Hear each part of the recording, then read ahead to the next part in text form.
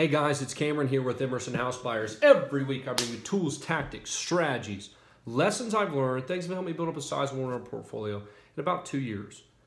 Today I want to talk about a question that I got from actually a colleague at work. He was talking about how to maximize the potential of a rental property. He said, how are you doing that? How are you making sure you're maximizing cash flow? So what did I respond with? I said, what are your goals? Is it cash flow? Is it growth? Is it job stability? Is it property? What is the property's condition? Is the area have a potential to appreciate? Or is it really in a desirable rentable area? These factors are huge in determining what you're going to get out of property or what you want. So as far as how to maximize the property, you could be hurting yourself if you're trying to maximize it for cash flow, but really you want appreciation. Because cash flow, you might not, depending upon what it is, you might defer a couple things or not do certain things.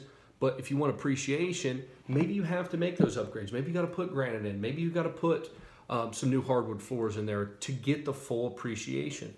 But for cash flow, for a rental that you're just using it for cash flow, you don't need to do some of that.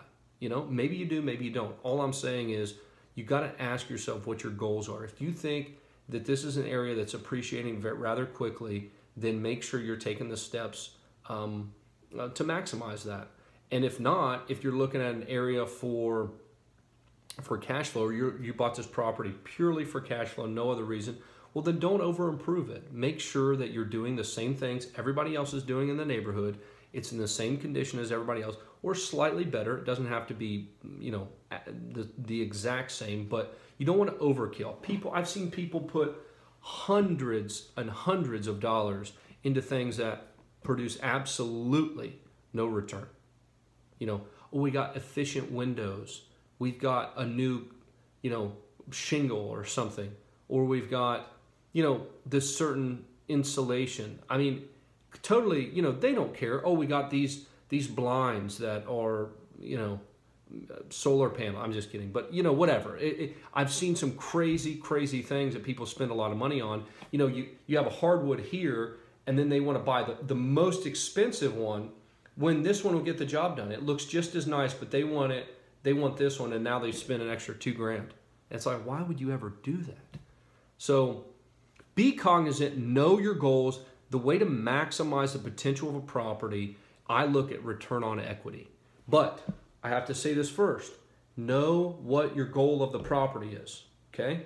Know what the goal of that property is before you buy it. Have a couple exit strategies in case things don't work out, but know your goal. You have to know what your goal is. When you know your goal, then you can start looking at ways to evaluate it. And there's so many different strategies. I mean, guys, I could go on day and day, all day about ways to improve a rental property, but a lot of it is just appearance and doing what everybody else is doing. If everybody's got carpet and Formica countertops, have carpet and Formica. If everybody's got hardwood and granite, use hardwood and granite. If everybody's got a pool, you don't have a pool, it's not going to work out. That neighborhood, if that's what the rents are, you're probably not going to get as high a rent.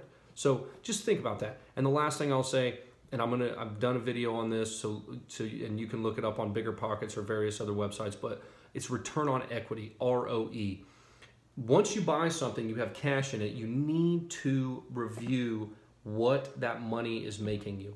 Not just what your initial investment is. Your initial investment is important, very, very important. But wouldn't you agree that if you have all this money sitting in the house, you want to maximize it, right?